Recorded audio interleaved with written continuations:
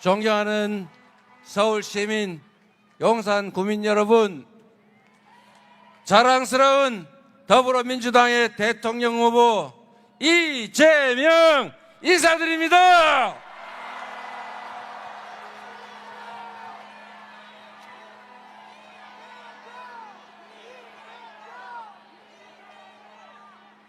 여기가 그 용이 산다는 산 용산 맞습니까?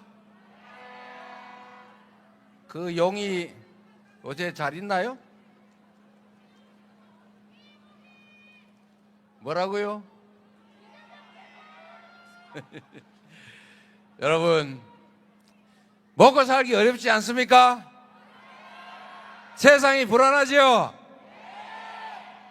이런 세상을 이제 6월 3일에는 확실하게 끝장을 내고 새로운 나라로, 국민이 진정 이 나라의 주권자로 존중받는 민주국가, 그리고 평화와 안전이 넘치는 행복한 나라 함께 만들어 봅시다, 여러분.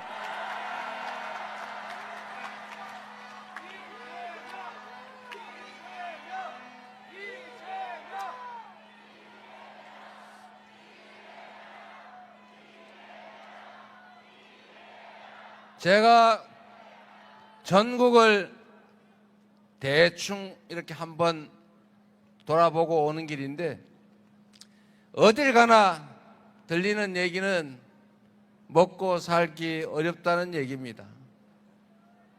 이게 어쩌다 이렇게 됐습니까? 세계 10대 경제 강국이라 불렸던 이 대한민국이 갑자기 보릿고개 금방 막 지난 옛날의 대한민국처럼 되어버렸어요. 더 문제는 미래가 암울하게 느껴진다는 것입니다.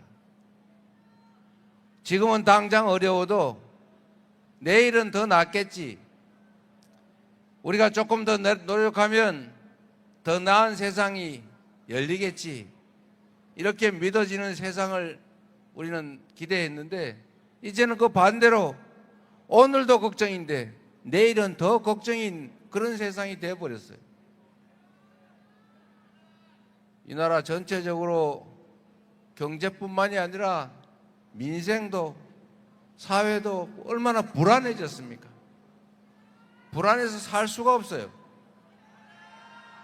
더군다나 이게 혹시 전쟁 나지 않을까 걱정해야 되는 세상까지 돼버렸어요. 대체 왜 이렇게 됐습니까? 윤 뭐 때문이라고요?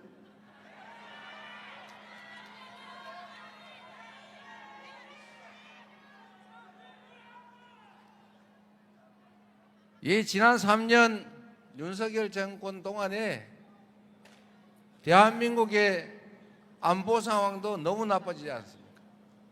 이 한반도는 세계 유일의 분단 국가라고 불릴 정도인데 세계에서 군사 밀도가 가장 높은 나라라고 하잖아요. 그런 나라다 보니 평화가 곧 돈인 나라입니다. 혹시 전쟁하지 않을까? 미래가 불안하면 경제가 살 수 없어요. 외국인 투자를 유치를 하려고 해도 혹시 저 나라가 나중에 뭔 일이 생기면 어떻게 될까? 이런 걱정이 되니 투자도 망설일 수밖에 없지 않습니까? 그게 현실이죠. 그런데 여러분, 저는 계엄하겠구나 이 사람들이 라고 생각한 여러 가지 추론의 근거가 있었는데, 그 중에 하나가 북한이 휴전선에다가 다리를 끊고 도로를 끊고 심지어 개활지, 이 차가 지나가거나 뭘 할 수 있는데 전부 장벽을 쌓더라는 거예요. 6.25 이후에 없던 일을 북한이 하고 있었던 겁니다. 대체 북한이 왜 장벽을 쌓을까? 휴전선에 돈 들여서 먹고 살기도 거기도 팍팍할 텐데, 남쪽에서 탱크로 밀고 올라갈까 봐 무서워서 탱크 장벽을 쌓은 거 아니겠어요? 북한이 이렇게 느낄 정도였으니 다른 나라는 오죽했겠냐고요. 제가 그걸 보고 이 사람들이 뭔가 사고를 쳐도 크게 치겠구나. 계엄을 해야 되는데 명분이 없으니까 북한에 자극을 해가지고 북한하고 한판 군사적 충돌을 일으킨 다음에 그 핑계로 군사 쿠데타를 하려고 하는구나. 비상계엄을 하려고 그러구나. 이렇게 제가 확신하게 됐죠. 제가 보기에는 아주 오랫동안 북한을 자극을 했는데 북한이 눈치를 채고 그냥 잘 견딘 것 같아요. 그러다 보니 결국은 백주 대낮에 아무 일도 없는데 뜬금없이 비상계엄을 선포해가지고 국회에다 군대를 보내고 이재명부터 박찬대, 정청래 막 다 잡아가지고 배에다 실어가지고 연평도 가는 배 안에서 폭발을 시켜서 바다에 빠뜨려 죽이겠다, 이런 계획을 했던 거 아닙니까? 이런 상상할 수 없는 일을 저지르는 이 정권 아래서 지난 3년 동안 나라의 안보도 망가지고 경제도 망가지고 국격도 훼손되고 이 나라 민주주의도 완전히 무너지고 말았지 않습니까? 이 사람들의 생각을 보십시오. 어제가 5.18 아닙니까? 우리 대한민국의 이 역사 속에 아직도 그 현장의 피해자들이 시퍼렇게 살아있는 그 군사 반란의 현장, 국가폭력으로 수백 명이 죽어가고 아직도 그 고통, 그 트라우마 속에 사는 사람들이 멀쩡한데, 그런데 내란, 또 다른 군사계엄 때문에 지금 선거를 치르는데 그 선거에 출마했다는 후보가 세상에 광주 민주화운동을 진압하고 광주 시민들 학살했던 정호용 특전사령관, 군사반란으로 유죄 판결을 받았던 그 정호용이라는 사람을 선대위로 영입을 했다지 않습니까? 얘 지금 제정신입니까? 왜 지금 선거를 치르고 있는지, 그에 대해서 어떤 책임을 져야 되는지 아무 생각이 없는 거예요. 이런 사람들이 이 나라 살림을, 이 나라 운명을, 5,200명 사람들의 삶을 책임지고 있었던 것입니다. 이제는 확실하게 청산하고 제대로 된 일꾼 뽑아서 국민을 위한 나라 만들어야 되지 않겠습니까?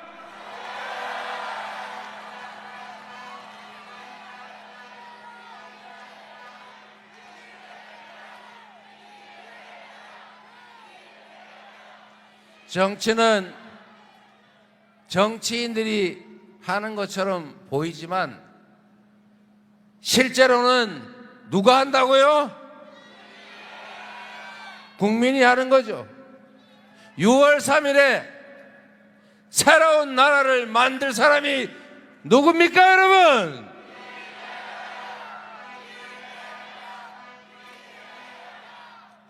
이제 살짝 헷갈리죠? 분명히 이재명, 저 사람이 이재명 그러면 아니야! 이럴 것 같은데, 그래도 이재명 해 주십시오.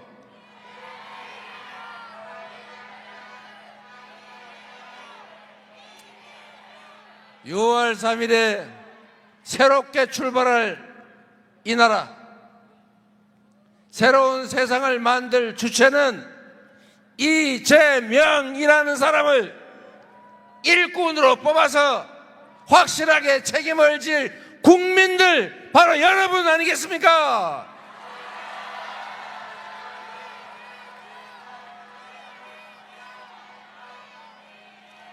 그래서 대한민국은 민주공화국이고 모든 권력은 국민으로부터 나오는 것이고, 그래서 모든 권력과 국가 역량은 오로지 국민만을 위해서 쓰여져야 한다. 국민에게 선출된 권력이든 그로부터 위임받은 임명 권력이든 오로지 모든 행동의 준거는 국민이고, 권력 행사의 최종 목표도 국민이고, 권력의 존재 이유도 바로 국민 그 자체다. 맞습니까, 여러분?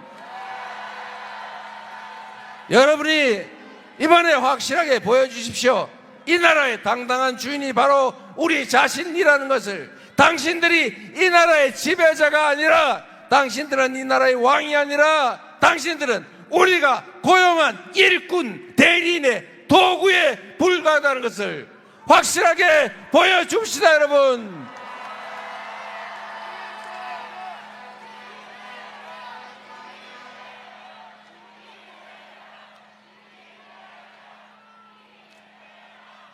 여러분, 여기 보니까 김상욱 의원이 와 계신 것 같더라고요.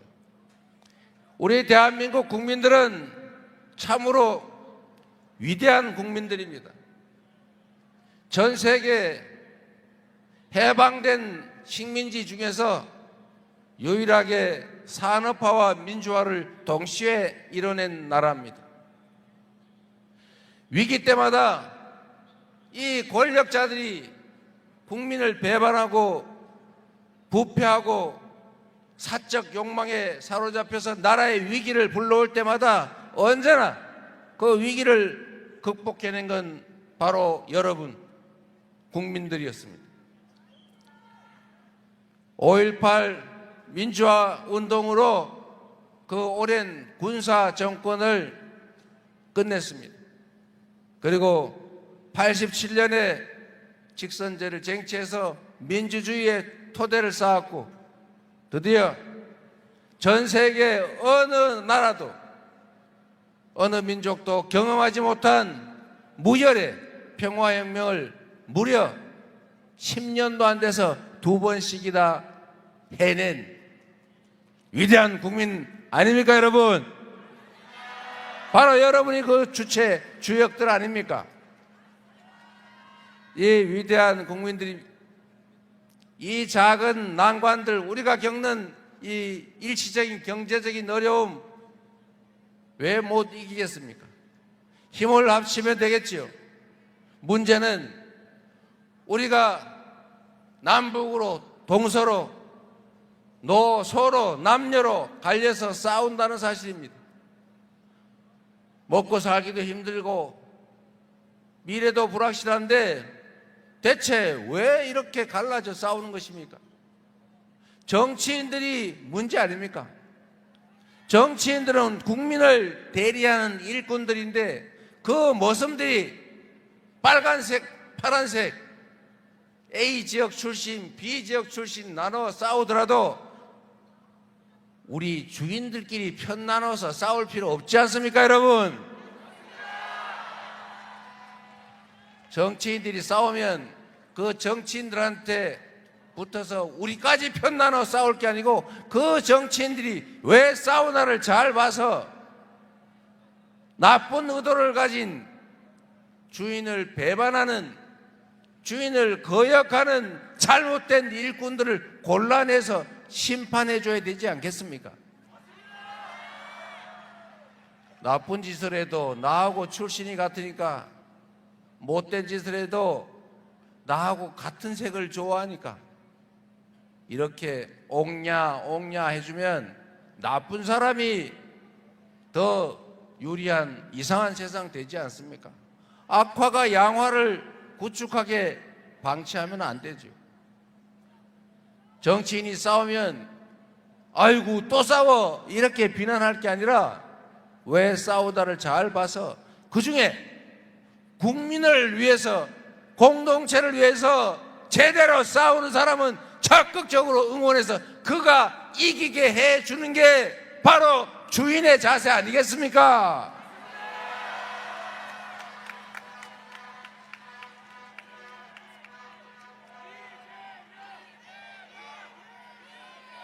작은 차이들을 극복합시다. 정치라고 하는 것이 정치인들의 무슨 이념, 가치를 시험하는 장소가 아닙니다. 정치란 평범한 사람들이 사는 삶의 현장 그 자체죠. 존경하는 김대중 대통령이 말씀하신 것처럼 서생적 문제의식을 가지고 멀리 바라보되 상인적 현실 감각으로 바로 이 처절한 삶의 현장의 문제를 해결하는 것, 그게 바로 정치 아니겠습니까? 정책을 정하는데 그게 빨간 정책이면 어떻고 파란 정책이면 어떻고 왼쪽에서 온 거면 어떻고 오른쪽에서 온 건 어떻습니까? 그저 우리 국민들의 더 나은 삶을 만들고 우리 대한민국을 더 밝게 만들 그런 정책이면 다 잘 쓰면, 그래서 좋은 성과 내서 더 많은 사람들이 더 많은 행복을 누릴 수 있다면 그게 바로 정치 아닙니까, 여러분? 화해하고 포용하고 통합한다고 하는 것이 그냥 듣기 좋으라고 하는 소리가 아니라 대통령이라고 하는 국가 경영을 맡는 정치 집단의 가장 큰 덕목입니다. 대통령, 통령 크게 통합해서 하나로 함께 가게 만드는 것, 바로 그게 대통령이 할 일이다. 계모임 동창회 회장도 내가 아랫마을 출신인데 저 윗마을 출신 회장 이겼다고 해서 아랫마을만 좋아하고 윗마을 배척하고 그러면 그게 계모임 동창회가 되겠습니까? 회장이 될 때까지는 한쪽 편을 들더라도 그 한쪽 편의 힘으로 회장이 되더라도 그것은 한쪽을 편들고 다른 쪽을 배제하기 위해서 된 거라면 그건 전쟁이죠. 그럼 제거하고 독식해야죠. 그러나 우리는 전체를 대표하기 위해서 한쪽을 대표해서 이기지만 대표가 되는 순간에 전체를 고려하고 모두를 동등하게 취급하고 함께 살아갈 수 있게 하는 것, 그게 해야 될 일 아닙니까, 여러분? 그런데 지난 3년 동안 대체 무슨 짓을 했습니까? 편을 갈라가지고 없는 편도 억지로 만들어가지고 서로 싸우게 하고 내 편만 챙기고 상대편은 제거하려고 그러고 아예 진짜 죽여버리려고. 그러면 되겠습니까, 여러분? 우리는 그렇게 하지 맙시다. 치사하게 말이죠. 졸렬하게, 유치하게. 이 바쁜 세상에 그런 거 할 때가 시간이 어디 있습니까? 인생도 짧고 5년은 더더더욱 짧은 시간인데 그 짧은 시간에 할 일은 태산이고 그 태산 같은 일을 하기도 바쁜데 남의 뒤를 쫓아다니면서 너 전에 나한테 이렇게 괴롭혔지, 너 더 괴로워봐, 이런 거 하면 안 되겠지요.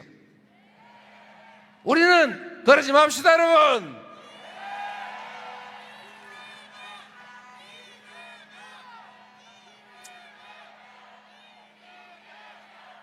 그래서 그런지 많은 사람들이 함께 해주고 있습니다. 아까 김상욱 의원 여기 와 있는 것 같은데 저기 가짜 보수 정당에서 고생하다가 이제 제대로 된 당으로 왔는데 혼자 얼마나 머쓱하고 쑥스럽겠어요. 박수 한번 주세요. 환영의 박수. 김상욱, 김상욱, 김상욱.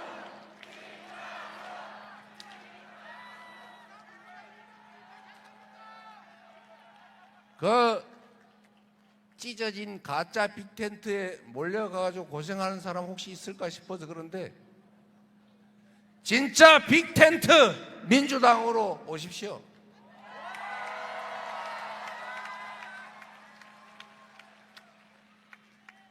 우리 모두 더 나은 세상을 국민이 주인으로 존중받는 진짜 민주공화국, 진짜 대한민국을 향해서 함께 손잡고 나아갑시다, 여러분. 지금 대한민국은 할 일이 태산이다. 경제도, 안보도, 평화도, 민주주의도. 이 난제들을 우리는 해결하고 모두가 희망이 넘치는, 자식들에게는 돈이 아니라 기회를 물려주는 그런 세상을 만들어야 합니다. 그런 세상을 만들 6월 3일을 새로운 희망의 출발점으로 만들어야 합니다. 그렇기 때문에, 그래서 지금은 이재명입니다. 감사합니다. 자, 그러면 지금부터 잠시만 주목해 주시기 바랍니다. 제가 구독자분들을 위해서 선물 하나를 준비했는데요. 제가 항상 여러분들께 드리는 말씀이 있습니다. 뉴스만 평소에 잘 챙겨보셔도 돈이 되고 돈을 벌 수 있다라고 말씀을 드렸는데요. 여러분들은 여기 보시는 삼성전자 뉴스를 보고 어떤 생각이 드세요? 아니면 정치인들의 뉴스, 날씨 뉴스를 보고는 어떤 생각이 드시나요? 그냥 뉴스만 보고 끝내는지, 아니면 이 뉴스를 어떻게 이용할 수 있는지, 이 부분을 고민하고 계시는지를 되물어보고 싶습니다. 그 이유가 뭐냐 하면, 제가 지난번에 여러분들께 뭐라고 말씀을 드렸었죠? 지금은 반도체 섹터를 눈여겨보셔야 한다고 말씀드렸습니다. 그리고 나서 이런 썸네일들 뉴스를 통해서 많이 보셨을 겁니다. 반도체 내용이 이슈가 됐을 때 부자들은 어떻게 생각한다? 반도체 관련주들은 뭐가 있는지, 어떤 종목이 가장 좋은지, 어디에 투자해야 돈이 몰리는지 자연스럽게 생각한다고 제가 말씀을 드렸죠. 그 이유가 뭐냐 하면, 부자들이 봤을 때는 이슈가 곧 돈으로 이어지고 그 이슈가 나에게 돈을 벌어준다는 경험적 확신이 있기 때문에 부자들은 항상 이런 사회적 이슈를 관심있게 챙겨본다고 제가 말씀을 드렸습니다. 이번에도 마찬가지인데요. 제가 지난번에 시청자분들과 함께하는 주식으로 수익 내기 이벤트를 진행했었죠. 당연히 100% 무료로 진행을 했었고요.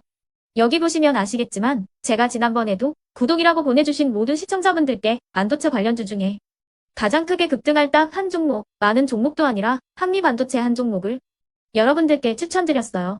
그러면서 여기 나와 있는 대로 정확히 얼마에 매수해야 하는지, 그리고 수익률이 어느 정도 나왔을 때 팔아야 하는지를, 이런 부분들까지 여러분들에게 정확히 알려드렸었는데 지금 실제로 어떻게 되었다? 오른쪽을 보시면 아시겠지만 제가 지난번 문자 발송으로 이 한미 반도체를 소개해드리고 나서 실제로 이렇게 5배 이상 어마무시한 상승이 나왔습니다. 100만원만 투자를 했어도 무려 500만원이 넘는 수익금이 생긴 거죠. 그래서 당시에도 굉장히 많은 분들이 제가 드린 이 한미 반도체로 수익을 내실 수가 있으셨을 텐데요. 다시 한번 축하드린다고 말씀을 드리겠고, 이번에도 마찬가지입니다. 앞으로도 2024년, 2025년 계속해서 기대해볼 섹터는 AI입니다. 그 중에서도 AI 반도체는 그 누구도 부정할 수 없는 미래성장 산업입니다. 그러면 우리가 어떻게 생각해 볼 수 있을까요? AI 반도체 종목 중에 앞으로 크게 대장 역할을 하면서 10배 이상 급등할 수 있는 텐베고 종목을 지금부터 열심히 추적해야 한다는 겁니다. 큰 돈을 투자하지 않더라도 월급의 일부분, 아주 소액이라도 이 종목을 모아가야 수백 %의 수익률을 손에 쥘 수 있는 것이죠. 지금 여러분이 보고 계시는 이 유튜브 또한 AI 반도체와 아주 밀접한 연관이 있고, 반도체야말로 대한민국의 핵심 산업으로 앞으로 더더욱 시장은 성장할 수밖에 없습니다. 그렇기 때문에 제가 이번에도 뭘 보내드리고 있냐면, 지난번과 똑같이 구독이라는 문자를 보내주시면 제가 AI 반도체 관련주 중에 앞으로 대장주 역할을 하면서 주가가 가장 크게 급등할 한 종목을 여러분들께 문자 발송으로 종목명과 사고 파는 시점을 모두 알려드릴 건데요. 그 문자를 받고 여러분들이 주식으로 돈 버는 연습을 한번 해보셨으면 좋겠고요. 혹시라도 나는 주식을 하지 않는다 하시는 분들은 주변에 주식하시는 지인분들에게 말씀을 해주셔도 되고요. 아니면 연세가 있으셔서 투자가 어렵다 하시는 분들은 이 종목을 자녀분들에게 한번 사봐라, 이걸로 한번 수익을 내봐라, 이렇게 조언을 해주실 수도 있는 거겠죠. 그래서 지금 이 영상을 보시는 시청자분들 중에 나도 이번 종목이 좀 궁금하다 하시는 분들은요, 누구나 상관없이, 그리고 어느 시간대나 상관없이 부담 없이 010-2514-5930번으로 구독이라는 문자 보내주시면 제가 이번에도 똑같이 무료 추천 급등주 문자를 보내드리겠습니다. 이해되시겠죠? 제 번호 010-2514-5930번으로 구독이라는 문자 보내주시면 여러분들이 직접 이슈를 통해서 돈 버는 연습을 해보실 수가 있는 거고, 제가 돈을 받는 것도 아니고 투자를 대신해 드리는 것도 아니기 때문에 부담 없이 신청해 주시면 되는 겁니다. 그리고 수익이 나면 저는 다른 것은 하나도 바라지 않습니다. 제 채널에 구독, 좋아요 한 번씩만 눌러주시라, 이렇게 다시 한번 말씀을 드리겠습니다.